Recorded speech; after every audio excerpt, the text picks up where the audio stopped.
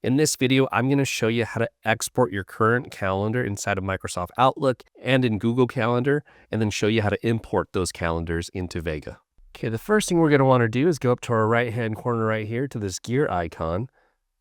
We'll go to Shared Calendars, and then under Published Calendar, we'll select the calendar we want to publish, Coolidge High School, select Permissions, can view all details, or can view when I'm busy. Let's do can view all details, publish. And now this gives us an ICS file to download. So I'm going to click on this and download and allow. And now I've got the ICS file saved to my computer. Now we're going to export the ICS file from Google Calendar. We'll select our calendar right here, Coolidge High School, go to the ellipse, and then we'll go to Settings and Sharing.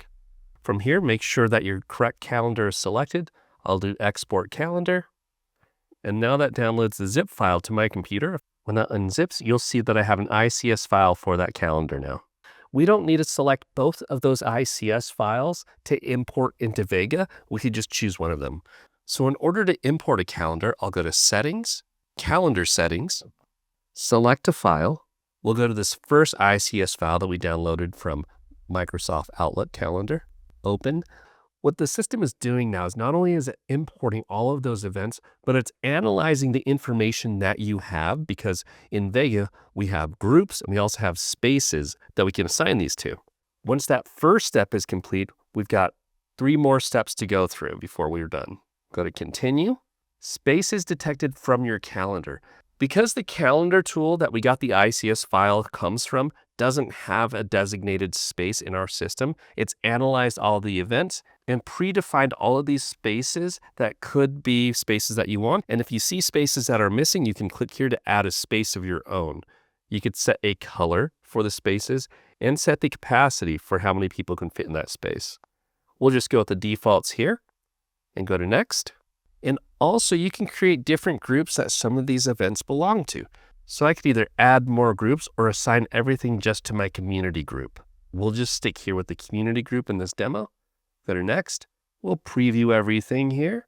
All of these events. Our system has also detected events that have been series and repeating events. So the student council meeting is repeated during these dates here, and you have this icon right here to let you know. And then at the bottom, we have one individual event. So make sure you scan everything, make sure everything looks good. If this doesn't belong in this space, you could always select and choose a different space, and so on. Same thing with groups, you could assign it to different groups when you have them.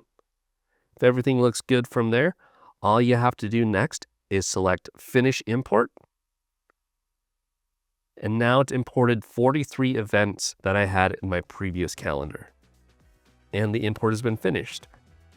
So now all I have to do is go to my calendar and you'll see the events there. So now on my calendar, you'll see all of the events that I have and the color coordinated spaces that these events take place in. And that is how you export and import your calendars into Vega.